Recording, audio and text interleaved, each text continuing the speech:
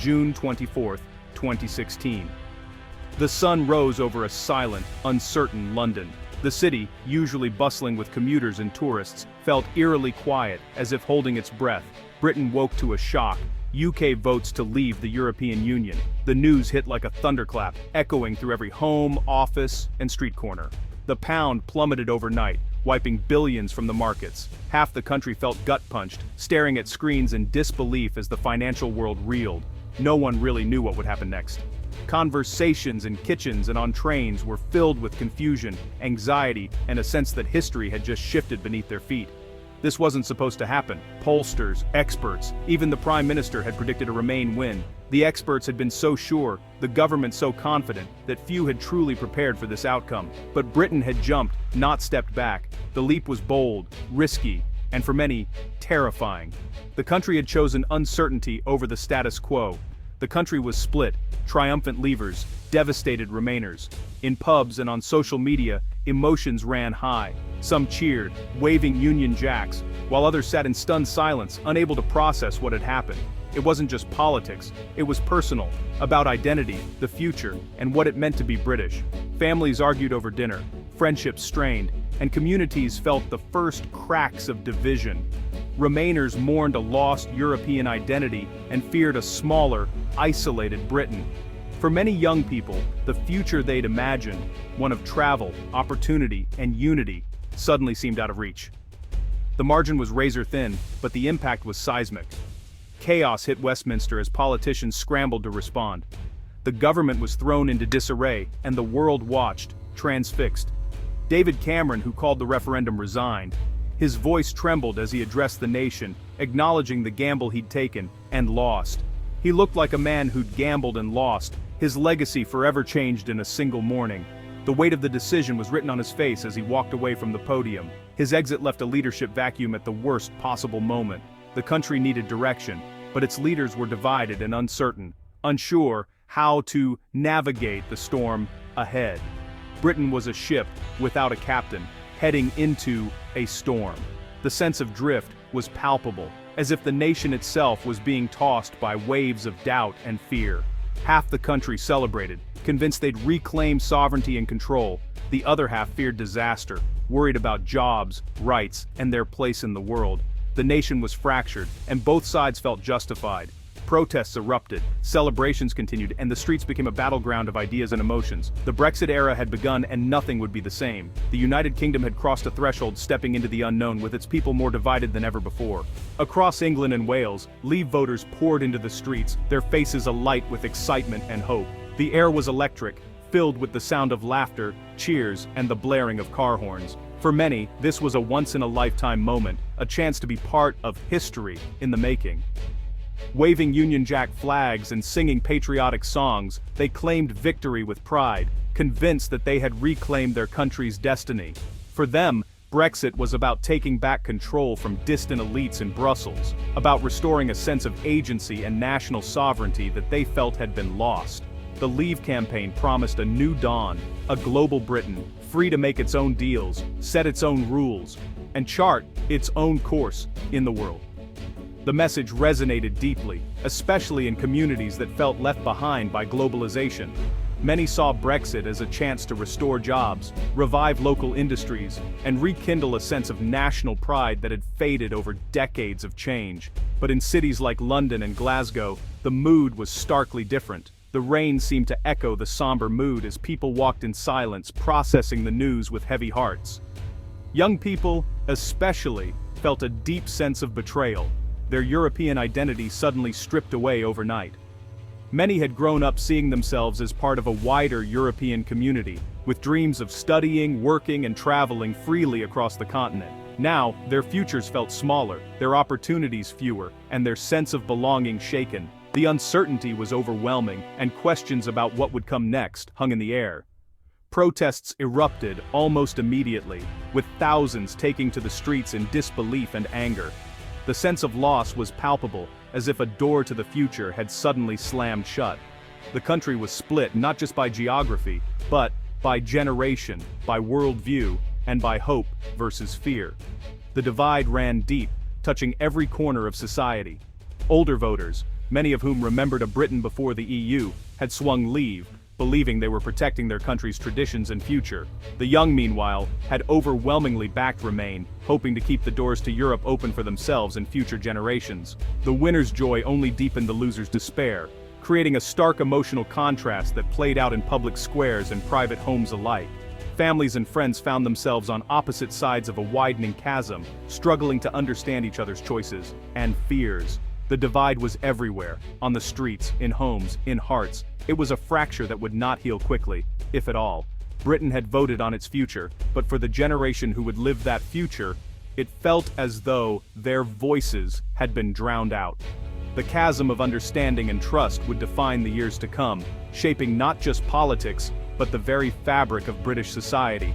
The Leave campaign's red bus promised, "We send the EU $350 million a week, let's fund our NHS instead." It was political marketing genius, simple, emotional, and everywhere. Many voted Leave believing they were saving the NHS, but the promise unraveled fast. Nigel Farage admitted the figure was wrong within hours. The real number was much lower, and the Brexit dividend was a fantasy. Economic shock hit immediately. The pound crashed, costs soared. Imports, food, fuel, medicine became prosaic. Businesses froze investment, jobs were at risk. The promised windfall vanished, replaced by a mounting Brexit bill. The bus's slogan became a symbol of broken promises. The reality was far harsher than the dream. Brexit's impact hit home in the supermarket aisles. Prices crept up as the pound fell and new import rules kicked in. Trade barriers meant higher costs for everyday goods. Small businesses struggled with paperwork and delays. Exporters lost markets. Factories closed. EU citizens left, leaving gaps in the NHS and hospitality. Farms couldn't find workers. Crops rotted in fields. Young people lost the right to study, work, and travel freely in Europe. The Erasmus program vanished. Musicians faced new hurdles. The open, interconnected future was gone, replaced by a smaller, more insular reality. The price of sovereignty was steep, and everyone felt it. Brexit ideals collided with daily life, and daily life lost. Brexit arguments moved from Parliament to the kitchen table. Families and friends split along Leave-Remain lines. Identity became tribal. You were a Leaver or a Remainer, with all the baggage that implied. Nuance disappeared. The middle ground vanished. Media fed each side its own reality. Brexit, triumph, or disaster. The country lived in parallel universes, each convinced the other was wrong. National paralysis set in. Old arguments never ended. Every new Brexit story became ammunition for one side or the other.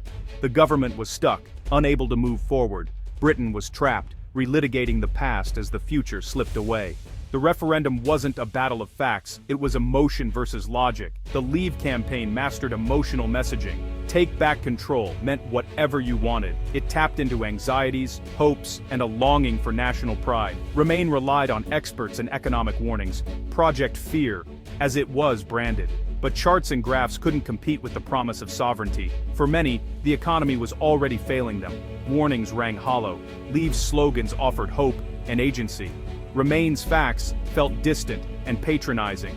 The emotional appeal of Brexit overwhelmed the rational case for staying. 17 million people voted with their hearts. The spreadsheets never stood a chance. In the end, feelings won. Years later, the promised Brexit benefits are missing. The economy shrank, not grew. Official forecasts show a 4% productivity hit. Trade deals, like the one with Australia, barely moved the needle. The NHS never saw the promised millions. Funding came from higher taxes, not Brexit. Staffing shortages worsened as EU workers left. Importing medicines and equipment became harder and costlier. The bonfire of red tape became a mountain of paperwork. Delays at borders threatened supermarket shelves. The Brexit on the bus was not the Brexit delivered. The gap between promise and reality grew impossible to ignore. Brexit, national buyers' remorse, has taken hold. Polls show a clear majority now think Brexit was a mistake. People connect the vote to higher prices, travel hassles, and business struggles. Fishermen, farmers, retirees, many who voted Leave now feel misled. Personal stories of regret are everywhere. The taboo on criticizing Brexit is fading as reality bites. The conversation is shifting, not how to make Brexit work, but whether it ever could. The sense of disappointment is spreading. Britain is finally talking about the true costs. The debate is moving toward honesty, however painful. Now, a once unthinkable question emerges. Could the UK rejoin the EU? Just a few years ago, this idea seemed almost impossible, a topic reserved for fringe debates and wishful thinking. But as the realities of Brexit continue to unfold, more and more people are daring to ask, is a return to Europe not just possible, but perhaps inevitable? The path back would be long and difficult, no special deals, no opt-outs. The UK would have to accept the same terms as any new member, facing a rigorous accession process and tough negotiations with Brussels. It would mean adopting the euro, joining the Schengen area, and rebuilding trust from scratch. The UK would need to align its laws and regulations with the EU's, and accept the freedoms of movement, goods, and services that come with membership. Politically, it's a minefield. Another referendum would reopen old wounds. The divisions of the past would resurface, sparking heated debates in Parliament and across the country. Many leaders fear the backlash from die-hard Brexit supporters, who see any move toward Europe as a betrayal of the 2016 vote. The political risks are enormous, and no party wants to be seen as ignoring the will of the people. Yet business and labor voices are growing louder about Brexit's damage. Economic challenges, trade barriers, and labor shortages have put pressure on politicians to reconsider the UK's relationship with its largest trading partner. Some politicians cautiously suggest closer EU ties, maybe rejoining the single market or customs union as a first step. These ideas, once taboo, are now part of mainstream political discussion. The Overton window is shifting, the debate is changing. What was once unthinkable is now openly discussed in newspapers, on television, and in everyday conversations. Britain's story with Europe isn't over. The ties of history, culture, and geography remain strong, and many believe that cooperation is not just desirable, but necessary for the future. The 2016 vote was a dramatic plot twist, not the final chapter. The shockwaves are still being felt, but the story is far from finished. The future depends on honest debate and hard choices. The UK must weigh its identity, its economy, and its place in the world as it considers the next steps. For many, the road back to Europe now looks like the only way forward, a path filled with challenges, but also with hope for a new beginning.